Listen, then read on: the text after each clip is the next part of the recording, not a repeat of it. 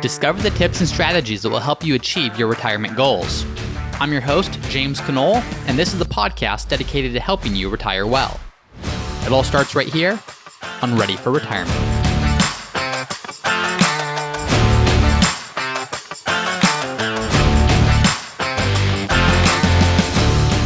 Hi everyone, and welcome back to another episode of Ready for Retirement. I'm your host, James Knoll.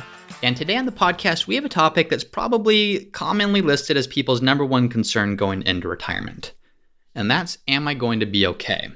Am I going to be okay, meaning, am I going to have enough income to last me for the rest of my life? If I'm going to retire and potentially have a 2 to 3 decade long retirement, I know I need my assets and my income to last for potentially a very long time.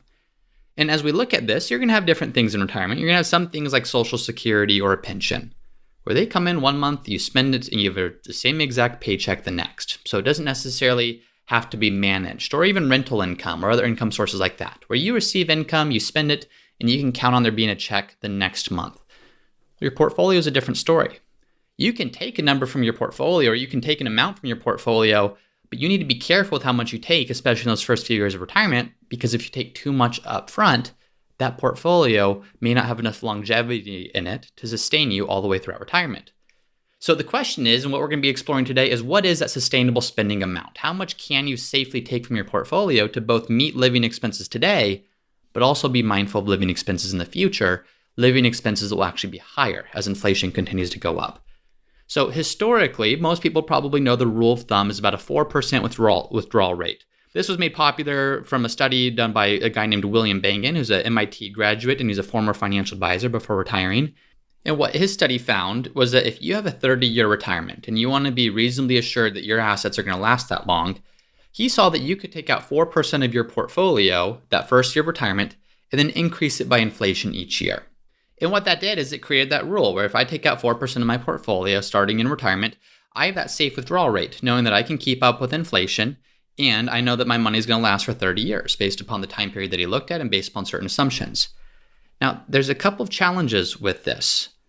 This is a great starting point, but when this research was done, it assumed that in order for a portfolio to last for 30 years using that 4% withdrawal rate, it was based upon a portfolio being split 60% in the S&P 500, so invested in big blue chip US stocks, and 40% in US Treasury bonds, so bonds backed by the US government. You can still do that very same thing today, but at the time when this research was conducted and during the time period that was looked at, well, at the time, Treasury bonds were yielding around 5% per year. Today, as I record this, Treasury bonds, the current 10-year Treasury yield is a little bit less than 0.70%, meaning Treasury bonds were yielding significantly different amounts at the time that this research was conducted versus what they're doing today. That's one challenge. Another challenge is that this approach, the taking 4% of your portfolio, it didn't really pay any regard to what happens in the stock market. All it did was it looked at last year's withdrawal rate, and then it increased it by inflation.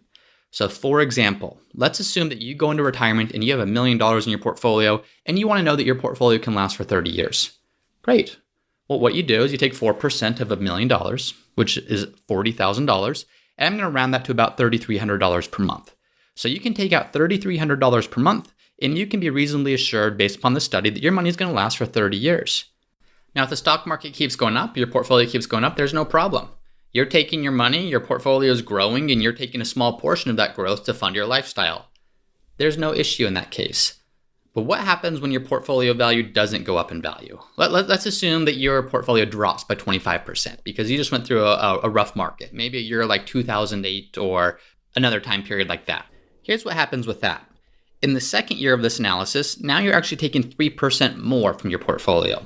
So you started at $40,000 per year, or $3,300 per month, and you're increasing that by 3% because we're going to assume that inflation went up by that amount. So you're taking more from your portfolio, but your portfolio is worth 25% less because it just dropped in value. So now you're not taking it from $1 million starting base, you're taking it from a starting base that's much lower. That base is actually down to $750,000 because of the market dropped. And on top of that, you took $40,000 out of that portfolio on top of it being down the year before. So now you're taking out an amount based upon a portfolio value of $710,000. And what happens is now your withdrawal rate jumps from 4% that first year up to 5.8% the next year. This is just an example. Obviously, this could go in many different directions, but what you see is the impact of a down market means that your withdrawal rate jumps significantly. Now, that's part of the reason that this study started with a withdrawal rate of 4%. If it started with a withdrawal rate much higher, then as you continue to build in inflation adjustments to that over time, accounting for different ups and downs in the market, you have to start with a withdrawal rate of 4%. Because what if you have another bad year after that, and then a bad year after that? A few bad years in a row with a traditional withdrawal rate of 4% and rising, that could spell disaster for your financial plan or for your ability to be okay throughout retirement. If you take this study and increase that 4% withdrawal rate, that starting rate from 4% to numbers that are higher, of a starting withdrawal rate of 4.5% or 5% even, all of a sudden you run into a case where there isn't that same certainty or that same comfort level of saying, yes, your portfolio will be able to last 30 years or so because of the impact of a down market. So this is one of the challenges with that initial research. Great research, it set the standard. It kind of became what we know of as portfolio withdrawal research and what a lot of things are based off of. But new research done in the mid-2000s, done by a guy named John Guyton, he came up with something called Guyton's guardrails. And the premise of the research is this, is it's not just how do we take a withdrawal rate of X%, so in this case 4%, and then let it ride from there, increasing with inflation each year. But how do we also account for things like good years in the stock market, bad years in the stock market, inflation, how your current withdrawals relate to your initial withdrawals? And he created a much more dynamic approach to this. So what he saw in doing this research, and a lot of the withdrawals that I'll help clients with is based upon this, is that your initial withdrawal rate could actually be higher than that 4%, but more continuous monitoring is required. There's a lot of things tested in this research that was done, but just to simplify it a little bit, there's things tested like how much stock do you have in your portfolio? How much do you increase or decrease your withdrawal rates based upon things happening in the stock market? What are the triggers that we need to have in place to do so? But in general, the main findings were in the study. And this actually looked at a 40-year time horizon, a 40-year retirement, just because life expectancies are increasing. But the findings were that a diversified portfolio, so a well-diversified portfolio with 65% in stocks, can generate an initial withdrawal rate of 5.2 to 5.6%, and it could do so with 95% confidence or more.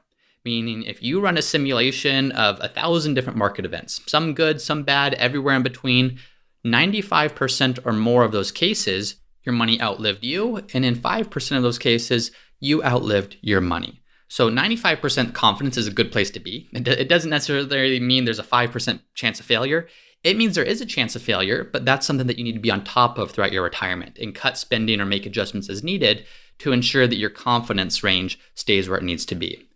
So the benefit of this is obviously great news for retirees. Of in the previous research, the 4% withdrawal rate, you're probably going to be fine if you want to take 4% from your portfolio. But in retirement planning, there's this balance between how do I ensure that I have enough money to last for the rest of my life with what's the most I absolutely could spend while I'm living and while I'm retired. How do I make sure that I can take advantage of the saving and investing that I've done? So there's the balance between, yes, I want to spend and have fun and do great things with my money, but I also need that money to last for 20, 30 plus years potentially into retirement. So this research and the findings of this research was really great news for retirees. It's saying if you have $1 million in your portfolio under the traditional method, you could take out 4%. So that's $40,000 per year. And of course, that's pre-tax. So if there's an IRA that you're taking money out of, that's $40,000 before taxes. It's going to be less after you pay taxes. Well, this new research showed that instead of just taking 4% per year or $40,000 from $1 million portfolio, you could take somewhere between 5.2 to 5.6% from that portfolio. So $52,000 to $56,000 per year in this case. So that's a lot of extra spending money that you have in retirement while still being assured that your money is going to last to the end of your life, or at least for 30 to 40 years. Now, there are 4 rules to this approach. As I mentioned, the general rule of thumb of 4%, pretty straightforward, not a ton of monitoring that has to be done. You just take 4% per year from your portfolio and then adjust it up from there.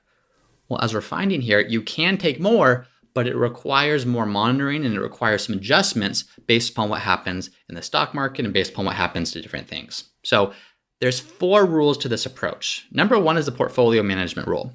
And that rule just determines where's cash taken from each year.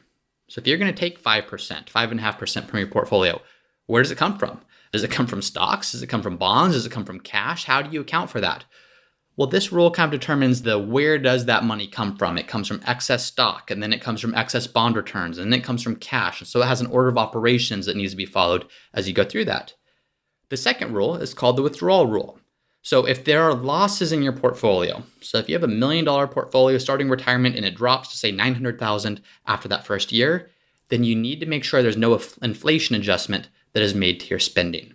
So if you take out, call it 5.5% that first year, so 55,000 on $1 million portfolio, if your portfolio is down, then you need to make sure that your 55,000 stays where it does and it does not increase with inflation. Whereas with the 4% rule, like we talked about to start with, that you would have taken 40,000 per year that first year, and even though it was down the next year, you would have still bumped that up by inflation. So 40,000 would have increased the next year. But under these new guidelines, or in the Guyton guardrails guidelines, if there's losses in the portfolio, then no inflation adjustment is made to your spending. That's rule number 2. Now, these next two are probably the most important part of it. Third is what's called the capital preservation rule. And what that says is that you need to cut your spending by 10% if the withdrawal amount, so the withdrawal rate, rises to 20% more than its initial level. For example, let's assume that you started by taking a 5% withdrawal from your portfolio each year. Year 1 of retirement, you took 5%. Well, if your withdrawal rate ever hits or exceeds 6% of the remaining assets, that's going to trigger the capital preservation rule. Now, your withdrawal rate can rise either because your spending rose, but in this case, it's typically because your portfolio balance decreased. So again, if you're looking at the withdrawal rate, there's 2 components to that. If you remember math class, you have something called a numerator and you have something called a denominator. The numerator is the number on top. So how much are you taking out of your portfolio? The denominator is the number you're dividing it by. How much is left in your portfolio? So the numerator, the amount that you take out, the fixed dollar amount, it could remain the same, and your portfolio withdrawal rate could increase. It does that if the denominator, or the portfolio balance, the number you're dividing it by, decreases because the market goes down. So the capital preservation rule, what it's saying is it's taking a look at what was your initial withdrawal rate and then continually monitoring that throughout retirement. And if that withdrawal rate ever increases by 20% more than the initial level, it triggers the capital preservation rule. And the capital preservation rule says spending is then cut by 10% in order to ensure that your portfolio still has sustainability and can last through the end of your life. Now, there are caveats to this. You may be saying, James, well, that doesn't make sense. What if I'm 95 years old and all of a sudden my withdrawal rate does exceed 20% more than the initial withdrawal rate? So I was 5% my first year of retirement, let's call it age 65. I'm now 95, and I'm withdrawing 6% of my portfolio. That seems to be okay. I probably don't have many years left. That's true. And so this rule only applies if your planning age is still more than 15 years away. And the planning age is just a nice way of saying, when do you expect to pass? Now, we never know when we're going to pass, but based upon life expectancies, based upon how long your financial plan is lasting for, a planning age of 100 means that you project that you might pass at 100, or at least at a minimum, you want your assets to last until 100. So if your planning age is 100 and you're 85 or older, you can disregard the capital preservation rule in that instance. You can spend more because you're getting closer to the planning age, which means you can start to take more out of your portfolio. So that's the capital preservation rule, and the capital preservation rule is what allows you to initially take more out of your portfolio than the traditional 4% rule of thumb allowed for. That's why you can start in the 5 to 5.5% range. It's because you need to monitor this and just make adjustments as needed if the stock market or if your portfolio goes down.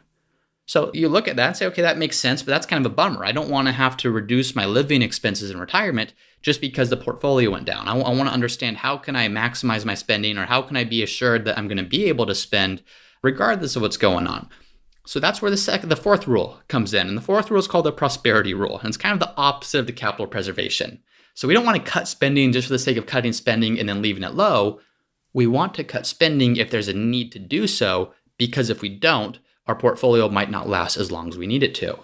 So the capital preservation rule protects that, but the prosperity rule, which is the fourth rule of this, it's the opposite. And it says that spending is actually increased by 10% in any year that the current withdrawal rate falls to 20% below its initial level. So just the opposite of the capital preservation rule. So for example, if your initial withdrawal rate, again, was 5%, a spending increase would happen if your current withdrawal rate fell to below 4% of your remaining asset. Here's an example of how that could happen. Let's again use the same example. If you retire, you have $1 million portfolio, you take out 5% that first year, which is $50,000. So you're taking out $50,000. Let's assume that you do that for a few years, and you retired and the market did really well. Your portfolio did really well. And all of a sudden your portfolio isn't worth $1 million, it's now worth $1,250,000. Well, if we assume that you didn't take any inflation adjustments, which just to simplify this, we're going to do, if you hadn't taken any inflation adjustments, you're still taking $50,000 per year out of your portfolio. But now, even though you're taking the same exact amount out, the withdrawal rate has changed. When you divide $50,000 by $1,250,000, that's a withdrawal rate of 4%, not 5%. So under the prosperity rule, because your portfolio did well, and because your withdrawal percentage or your withdrawal rate is now a much lower portion of your total portfolio, that triggers a 10% increase in spending. Now, the nice thing about this is you're not required to take this increase in spending. If you want to let that money stay in there and compound or stay in there to be available in years that you need it, that's totally an option. It's just saying that under this rule, under the guardrail approach of making sure that you are spending as much as you possibly can be, but also not spending too much, the prosperity rule would kick in and say your spending could increase by 10%. So that $50,000 per year could increase to $55,000 per year and then have future income adjustments or future inflation adjustments, I should say, from there on forward. So I know that's a few different rules to take into account, but I really like this approach. And I like it because it's not just a simple set it and forget it. Let's take a lesser amount from our portfolio and just deal with the fact that maybe we're not spending as much as we could, but just take that 4% out. That's a great starting point. But again, the Guyton approach, John Guyton's guardrails approach, it allows you to spend more. It allows you to maximize what you're able to do in retirement while also still staying on top of this to ensure that you're not going to outlive your money. So the main benefit of this approach and what I really like about it is it changes the question. So the key question for most people going into retirement is, what's the chance that I run out of money? Am I going to be okay? Am I going to run out of money? That's the key question to start with. Well, with this approach, that's no longer the main question. The main question is what's going to happen to my purchasing power. You know you're not going to run out of money because you're tweaking and constantly changing your withdrawal rates as needed based upon different market conditions. So the main question is more of what is the most that I can spend? What is that maximum purchasing power? Which is a much better question than am I going to run out of money? If we can take the am I going to run out of money question off the table and replace it with what's the most I can possibly spend, that's a great place to be in retirement. So that's why I really like the Guyton approach. It doesn't assume the same withdrawals regardless of market movements or what's going on, and allows for more initial spending while also still protecting your future. Now, I like to take it one step further with clients, and taking a step further because retirement costs aren't always static. So both of these approaches, whether it's the 4% rule or whether it's this Guyton guardrails approach, they're both just looking at your portfolio and looking at how much could you possibly spend. But retirement expenses aren't static. You may have fewer expenses up front and more expenses in the future. You may have more expenses in the first few years of retirement and fewer in the future. You may have part-time income work or part-time income the first few years of retirement and none of that in future years. So I like to take a more dynamic approach to it where we actually look at what other income sources will you have in retirement, whether it's Social Security or pension or part-time income or a rental property or inheritance or whatever it might be, and see what are those income sources, and then how do we apply the framework and the philosophy of the Guyton approach, but do so in a way that lines up withdrawals with needs. And the needs are essentially the difference between how much income you already have coming in with what you want your expenses to be. An example of this and why that matters is this. Let's assume that you retire at 65, but you're still doing something for work because you enjoy doing it, but you have part-time income and maybe it's $20,000, $30,000 or so. Well, you might do that and you might look at this Guyton guardrails approach and say, okay, well, I can spend 5.5% of my $1 million portfolio. So I have $55,000 from there, plus I have the $30,000 from part-time work, plus I have Social Security, whatever that is. And you find that between those three sources, you have just enough to do the things that you want to do in retirement. Well, that works really, really well for as long as you're still working part-time. But what happens when you stop working part-time? Well, Social Security is still going to be there. Your portfolio can still generate that 5.5% depending on what's happened in the stock market, but all of a sudden $30,000 is removed from your income sources, and that's a lot of money to make up. So with that in mind, how do you create a more dynamic approach where we look at that and say, okay, do we spend fewer or do we spend less in the first few years of retirement while you are working part-time to give your portfolio more time to compound and build while you're still taking maybe some withdrawals from it? But then that allows you to spend more on the back end once you are no longer working part-time. Once your portfolio is going to be responsible for generating more of your income because you no longer have part-time income work coming in. So those are the types of questions that you also want to be asking, not just how much can my portfolio generate in income, but what income needs do I have? And that's going to be based upon what other income sources do you have, and what are your expenses going to be throughout retirement, and how will those change over time? And the final note on this is, what are the challenges? What could go wrong? Research is great, whether it's the 4% rule or whether it's guidance guardrails. As we look at this is all really good and it's a great starting point, but a lot of this is based upon historical data and what's actually happened. And that's a really, really great place to start. But just because something has happened in the past does not necessarily mean that it happened or will happen in the future. Or just because something didn't happen in the past doesn't mean that it won't happen in the future. So what are the challenges to these approaches? Well, the most obvious is investment returns. Both of these approaches are based upon historical returns of different types of investments. So how have big companies performed? How have small stocks performed? How have international stocks performed? How have bonds returned? That's a great place to start. But again, just because that happened in the past does not mean that will definitely happen in the future. That's a reason we need to be continually monitoring this and stay on top of it. Low interest rates. So we're in a period right now where interest rates are at historic lows.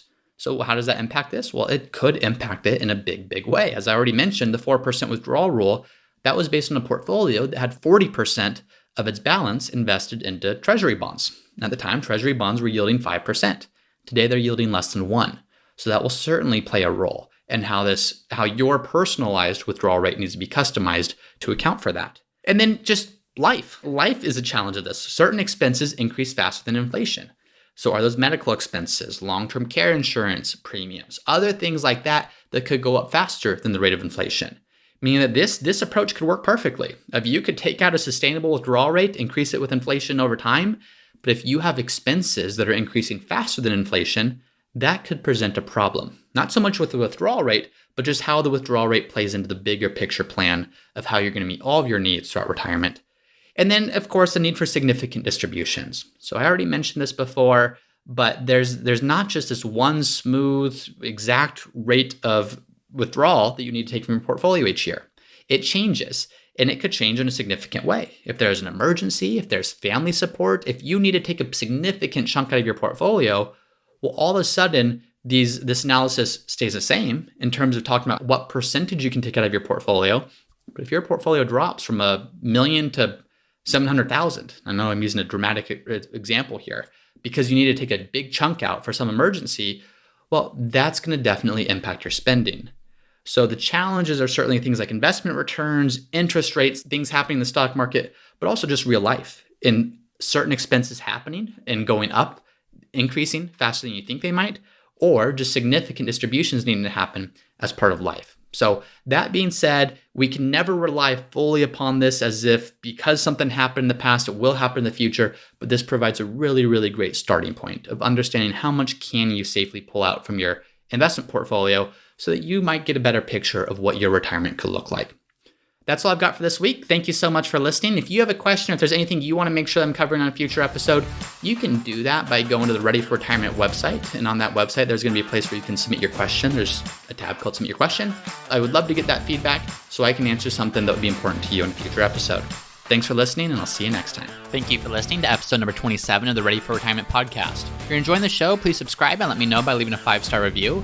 And for a list of the notes and resources mentioned in today's episode, you can find those at the Ready for Retirement website at readyforretirement.co. If you have a question that you'd like for me to answer on a future episode, then head over to the Ready for Retirement website. Again, that's readyforretirement.co. There's a page there called Submit Your Question, where you can submit your question that I'll answer in a future episode. Thanks as always for listening, and I'll see you next time.